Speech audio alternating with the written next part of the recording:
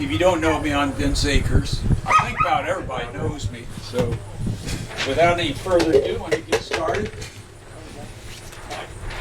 Hey, Mike Grimes' newest book, Sweet Home Defoe. 329 pages. Who would have thought a little village like Defoe, Kentucky would have that much history? When the book came from the printer, Mike emailed me saying, "I'm pleased with the finished product and think it's my best yet." Well, folks, that's high praise indeed, because I've read 7 of Mike's books, cover to cover, one after the other, and each one of them was a real delight. Clearly, Mike Grimes has a very special talent for putting books together about small towns and communities. He's a genius when it comes to finding nuggets of historical information and getting people like me to share old photos and memories. And he puts it all together in a book form that draws the reader in, even if the reader has never even been to the community. All 7 of Mike's other books I read were just simply great. Last week I read his 8th book, Mike Grimes' new book, Sweet Home Defoe, cover to cover. And Mike, I agree with you, it's your best yet. By the way, Mike invited my near 97-year-old father, Roman Raber, down to Defoe once again today. He made his first trip to Defoe in the summer of 1943 to visit this young girl right down the road from here, who was destined to become his wife for 70 years, near 70 years. The girl was Jean Demery, my mother. Mike's book has the story of their courtship and marriage, supposedly the first at the Defoe Christian Church on Easter Sunday 1945. My dad's 1955 photo of Defoe graces the cover of Mike's book, and you'll find many more of his photos throughout the book. And believe me, my father would have loved to be here today, but his knees just aren't up to the long ride. He went into skilled nursing in late August, and last week I moved him to assisted living. Mike, he sends his best wishes today for the book signing, and he tells me to be sure to bring back his own copy of Sweet Home Defoe to show everybody assisted living. It's a big hit. Now I want to give you a little history of the farm that we are on here at Roman Raber's Amish Farmstead Market. The farm was once owned for about a half century by my great-grandfather, Reverend John Milton Demery. Mike Grimes innocently asked me very early in his Defoe project if I had any pictures of John Milton Demery. Well, sure I do. I got it. Here's a portrait of John Milton Demery that has set over my fireplace mantle, or what was my old home, now it's my son's, for the last 45 years. My son Zach Akers came down with me today and brought the portrait to show for my show and tell. He can tell you that whenever I would describe a character in the Demery family to my kids, I would usually say something to the effect that that person was a son, a granddaddy, a cousin, or whatever, to the guy over the fireplace. So yes, I not only have a picture of him, but it's even presided over his descendants' home up in Indiana for nearly half a century. The portrait was made from a photograph dated 1889. John Milton Demery was born in 1929, so he would have been 60 years old at the time.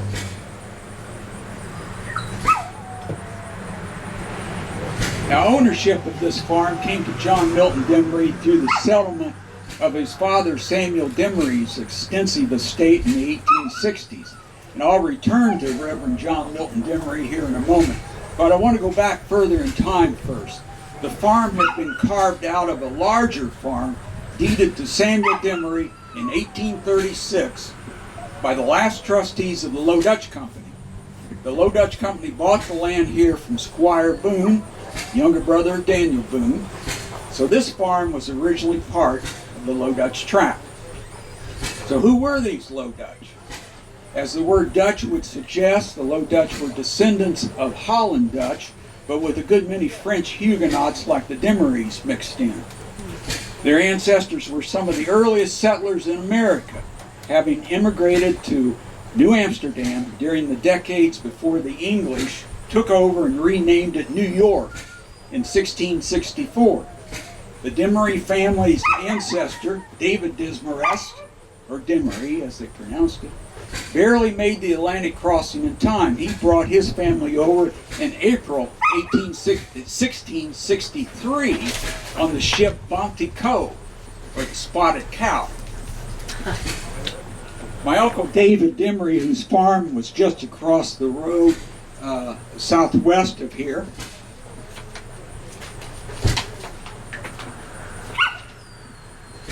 was in the 10th generation in America, and of course he was named for the original immigrant, as were all almost countless Demery boys. And equally confusing is the proliferation of another family named Samuel. The Samuels and Davids were in every generation and seemingly every Demery family. I also had an uncle, Samuel Demery, one of the Defoe boys that were lost in World War II. The French Huguenots were Protestants who fled to Holland to escape religious persecution in France. They tried for a time to retain their own French language and identity, even after coming to America with the Dutch. In 1677, the original David Demery in America attempted on the New Jersey frontier what the Low Dutch would attempt here in Kentucky a century later. He acquired thousands of acres between the Hackensack and Hudson rivers called the French Patent, where the Huguenots intended to settle off to themselves, trying to avoid being absorbed by the Dutch. But suffering from continuous Indian troubles, same problem they had here in Kentucky, they were forced to cooperate with their more numerous Dutch neighbors just to survive. They were thus assimilated into the close-knit Dutch community, where they quickly attained positions of leadership. They may have given up their Dutch language to the Dutch, but the well-known 19th century Indiana historian D.D. Bonner claimed that they still maintain many unique French characteristics 200 years later here in Kentucky and in Indiana. D.D. Bonner pointed out that it was the French Huguenot descendants, especially the Demerys, that took up the professional roles in the Dutch community. They were the school teachers, the ministers, doctors, lawyers, scribes, and historians. D.D. Banna himself is a good example. His parents came from here in Henry County. His mother was a Demery. His full name was, of course, David Demery Banna. He was a first cousin of John Milton Demery. D.D. Bonner was not only a historian, but a newspaper editor, a lawyer, judge, a professor, and frequent newspaper contributor. He was the first dean of the Indiana Law School, Indiana University Law School. Now, not to put too fine a point on this, though, I should tell you that my uncle David Demery liked to suggest that many of the Demerys may have veered toward the professions because manual labor didn't seem to suit them, and thus they weren't good farmers. And I think he may have had my own grandfather, John Owen Demery, and maybe John Milton Demery in mind when he said that. On the New Jersey frontier, the Dutch and French Huguenots became the Low Dutch. They adopted the name Low Dutch to identify themselves as coming from the lowlands of Holland and to distinguish themselves from the more numerous Germans or High Dutch. As they moved west, many of the Low Dutch anglicized the spelling or pronunciation of their family name. Demerys in the west adopted the English spelling for the original French pronunciation, while the Demarest family in the east kept something closer to the original spelling, but conformed the pronunciation to English. Demery, by the way, is a word in the English English language, and it can be found in a dictionary, big dictionary. That's thanks to John Milton Demery's brother, George Whitefield Demery, a farmer, lawyer, historian, magazine contributor, and famous American beekeeper. He developed a beehive manipulation to prevent bees from swarming. It was known as the Demery method and became so popular among beekeepers they would simply say they were going to Demery their hives, or they had Demeried their hives, or they were in the process of Demerying. As you can begin to see, the Demerys were a unique bunch.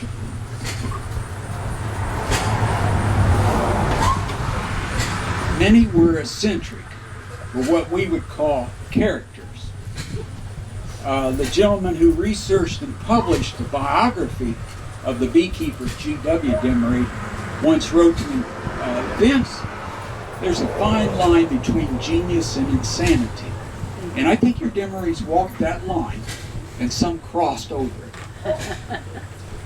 But for 100 years after the English takeover of New York, these Low Dutch families kept their mixed heritage alive and well on the New Jersey frontier. They proudly clung to their old ways. They were educated, but mostly simple, hard-working farmers. And as such, they had big thirst for land to supply their prolific families. After a century, the wilderness of New Jersey was becoming crowded with English, and the Low Dutch were ready to find a place off to themselves away from the English. The Low Dutch moved for a generation to the frontiers of Pennsylvania and what is now West Virginia.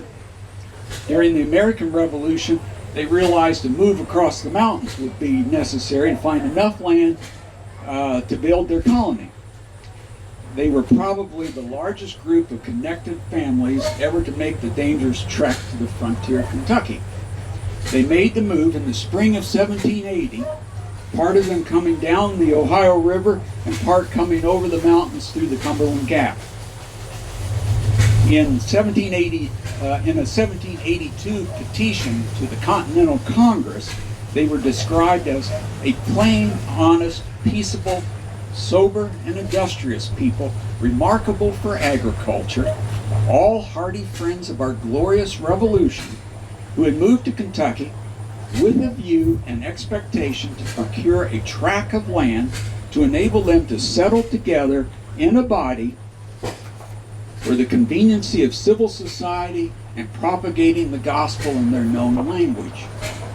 After 6 years of Indian massacres, hardships, and struggles, the Low Dutch finally acquired their tract of land from Daniel Boone's younger brother, Squire Boone. They called their land the Low Dutch Tract.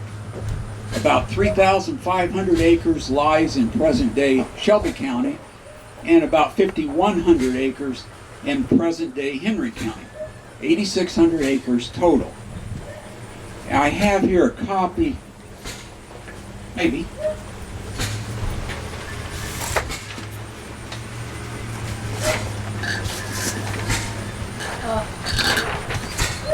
This is a copy of the contract that they wrote in 1786 when they formed the Low Dutch Company.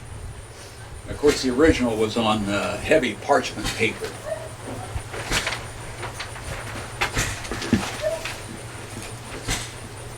In that contract, they said they purchased their land with an intent and design to encourage and promote a settlement of the Low Dutch Reformed Church Society.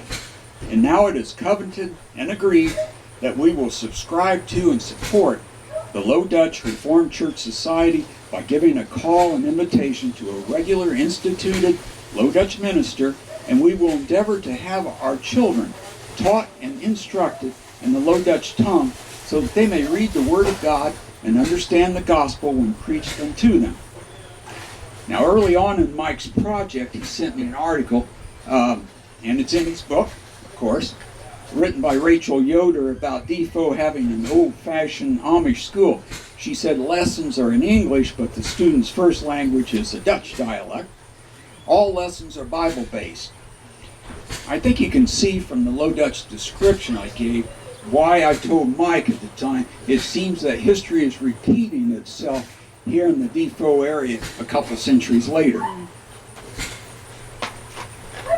Now, if you want to know more about how the Low Dutch Company made out with their intent and design for the Low Dutch Reformed Church Society, I invite you to come on over to the 6 Mile Meeting House for my second talk shortly after the book signing here at 2 o'clock this afternoon. Now, as to the land itself, most of the Low Dutch Tract was divided into 200-acre lots or farms and distributed among the original members by means of a drawing held in 1786.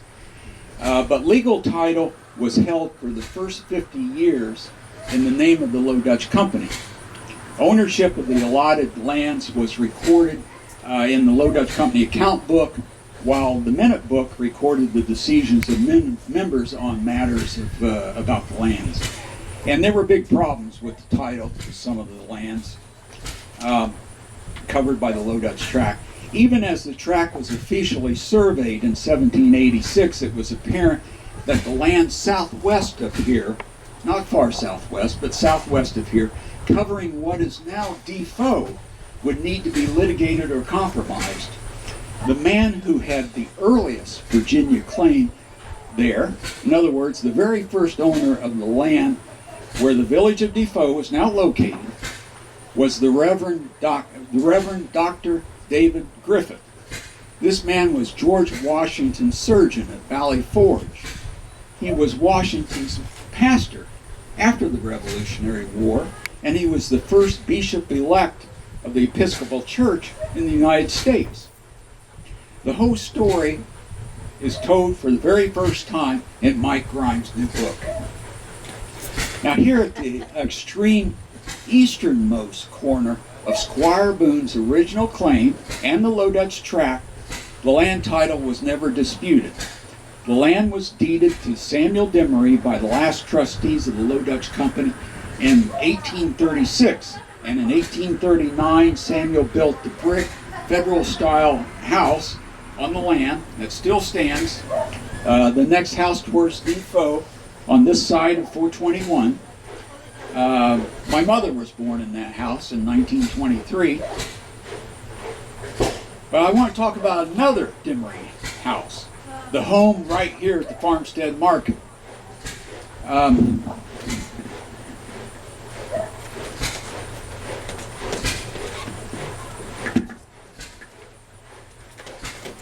Everybody see that one? I got this photo 50 years ago from my mother's cousin, Lizzie Gordon.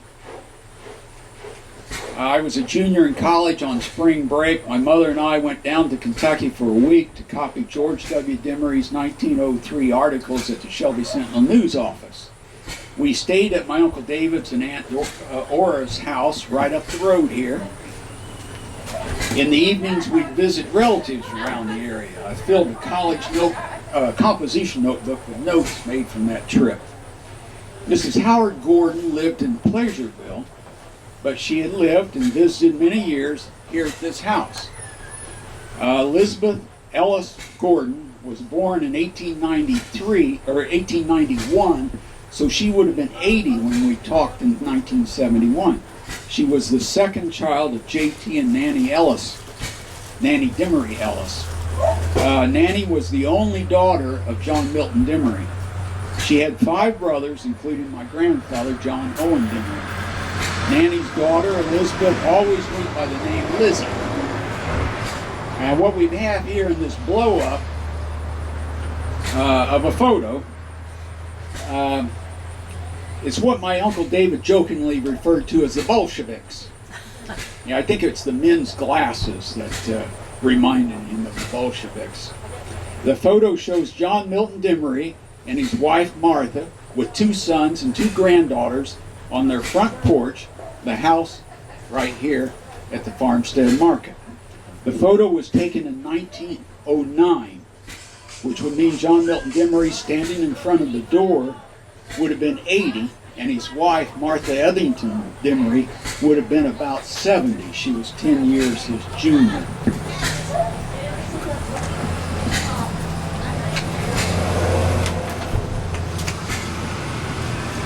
They had married the day after Christmas, 1858, so they would have been married 50 years when the photo was taken. The younger man on the left, facing if you're facing the photo, is John and Martha's youngest son, George Clifton Demery. He always was known by his middle name, Clifton, or Cliff for short. But being her youngest, Cliff was always Martha's baby, and she always called him baby, even as an adult. He never married and thus lived in the home most of his life. Cliff was a politician, a Republican, much to the dismay of the rest of the family. He was superintendent of the Kentucky State Fair from 1907 to 1911, so right at the period this photo was taken. Now Cliff's oldest brother, Joseph Cornelius Demery, is standing on the right. He too never married, and like Cliff, he also lived with his parents. He was a noted civil engineer. Uncle Joe had been born in Missouri in 1859, when his newlywed parents tried their hand at homesteading on lands Samuel Demery had acquired from other veterans like himself of the War of 1812. John Milton Demery's experience with homesteading can be summed up by a poem that he kept after returning home. To Missourianer people, I bid you now adieu. I may emigrate to hell someday, but never back to you. The two young ladies in the photo are daughters of another son, Samuel, who's not in the photo. Next to Cliff, to the left, is Elizabeth Kate Demery, or Lizzie Kate, as she was called. And between her grandfather and Uncle Joe on the right is Mary Ophelia Demery. Their mother had died in 1897, and the girls were raised by their Demery grandparents. John Milton and Martha Demery returned to Defoe from Missouri after a near-complete crop failure in 1860. John Milton Demery's father, Samuel, had died in 1858 without leaving a will, and his wife, Rachel, had died less than a year before. The 12 living siblings were spread out around Kentucky and Indiana, and soon the Civil War was raging, so it took years to settle the extensive estate. John Milton and Martha Demery built their Kentucky home here on his deceased father's farm in the early 1860s, and eventually the farm was carved out and deeded to him essentially as part of his inheritance. Like all the Low Dutch, John Milton Demery was a farmer, but being a Demery, he was also a magistrate and a teacher, but mostly he was known as a minister, beginning at age 40 and continuing into his 80s. This came after a long struggle in the spiritual wilderness that he began in the summer of 1853. And he tells all about it in the Reminiscences of Elder J.M. Demery, published in 1908, just before that photo. He said he had reluctantly joined the Presbyterians in Pleasureville in 1864 and was even elected ruling elder and attended the synod that divided between the issue of North and South after the Civil War. But he quit the Presbyterians over his belief in salvation. In 1868, he joined the Hardshell Baptists, also known as Primitive Baptists, or regular Old School Baptists, or Anti-Missionary Baptists. In 1869, he was licensed to preach by them, and there was no looking back. In his 80th year, when the Bolsheviks were photographed on the porch, he was still pastor of 3 churches. Lizzie Gordon remembered her grandfather very well, since she had been about 25 when he died and had accompanied him on many of his preaching trips. He liked to have a grandchild along with him on his trips.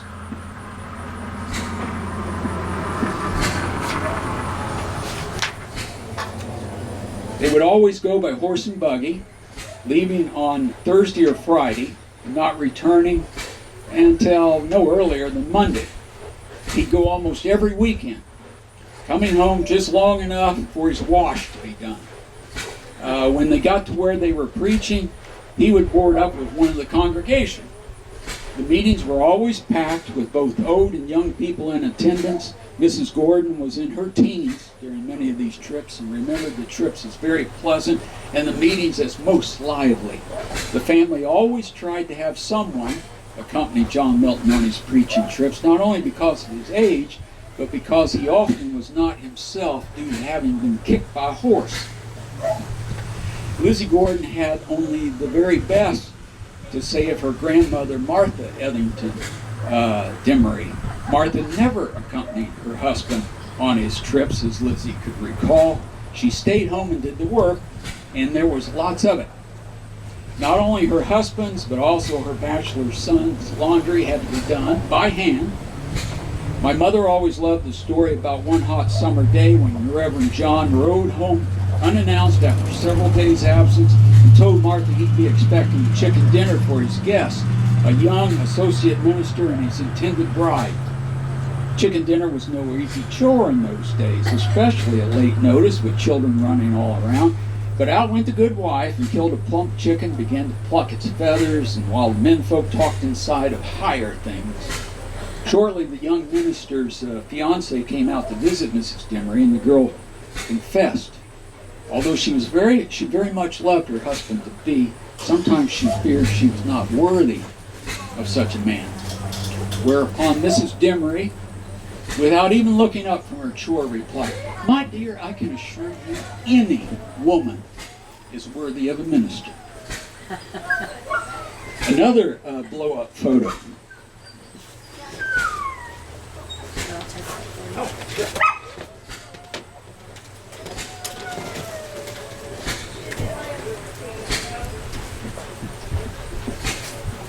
This is the interior of the house here at the Farmstead Market. Oh, got to turn around here so you can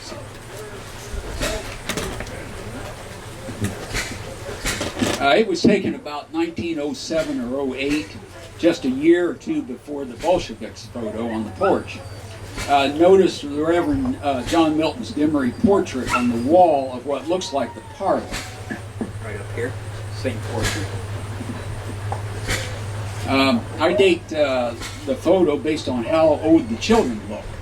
They were grandchildren of John Milton and Martha, children of their son Charles, or Milt Demery, and his wife Flora Clemens. These three in the photo and the two younger brothers, and also two younger brothers, were all double cousins to my mother. Their fathers both being Demery brothers, and the mothers being Clemens sisters. When their mother died in 2011, the 5 children were divided up between their Demery and Clemens relatives. The middle child in this photo, one with the white coat, the youngest, John Gusta Demery, was raised by his Demery grandparents. The Demery home here was always full of multiple generations, and there were lots of kids here with parents who were orphaned or raised by their grandparents, or visiting from the old brick Demery home or the nearby Clemens farm down the road. I got to think the old house loves the Raber family living here. I saw in Mike's new book, 2005 article about the Amish market, and it had just opened then. It said Roman and Susan Raber had 7 children ranging from 6 months to 20 years. And I talked to Samuel, the oldest now, 26, and he says there's 12 now. But the house they lived in was very small and occupied by very many. All the rooms were used for sleeping. Samuel, a son, and his wife used the front room. The girls, Lizzie Kate and Mary Ophelia, used a small back room. Lizzie Gordon's mother and father, J.T. and Nanny Ellis Demery, Nanny Demery Ellis, lived here for a while when they first married in 1889. The bachelor brothers, Uncle Joe and Uncle Cliff, slept in a small house off to the Demery side of the main house. The little bachelor house had a telephone installed in it, maybe as early as 1909. And it became known as the Phone House. Martha and George and John Milton had their own big bed in the kitchen. And this is where they slept. The kitchen was kind of the center of the house. where all congregated around the table and stove. Here there would be all manner of commotion, some playing, some in conversation, while Joseph, the oldest, might be reading out loud in French or German, and Martha at the head of the table did her work, read or told stories. My Uncle David, he said he once talked with Owen Shaw, who married Lizzie Kate Demery, the young woman on the left side of the Bolsheviks photo. And Owen Shaw described visiting the Demery home. There in the kitchen was grandmother, Martha, fixing a meal while Joseph read something out loud in German. John O. Demery was standing practicing a speech. Cliff was reading aloud, and so on. Uncle Joe kept motioning to him, telling him something about what he was reading, but speaking only in German, much to Shaw's utter confusion. After John Milton Demery died in 1915, and Martha died in 1919, the farm went to their only daughter, Nanny Demery Ellis, mother of Lizzie Gordon. And out of all of John Milton's children, only Nanny followed their father in becoming a hard-shell Baptist. She was also the first rural mail carrier in the Defoe area. Nanny and her husband, J.T. Ellis, opened the attic as a second floor with dormers when they lived here. J.T. Ellis lived out in the phone house where he was kind of bandaged after he developed tuberculosis. Now, this may have been the case with a lot of small farmhouses, but this one maybe had the added that the Low Dutch were very prolific, and the Demerys were eccentric characters, to say the least. I'm going to wrap up these formal comments by leaving you with a little friendly advice. I mentioned at the beginning that I had read 7 of Mike's books cover to cover and thoroughly enjoyed them. What I didn't mention is that Mike's written a lot more than 7 books. But despite my careful search, I can only find 7 that are still available for sale. His other books are sold out. So my advice to anybody here is to get your copy or copies of Sweet Home Defoe before it's sold out. And Mike's books make great family gifts, and this one's the best ever.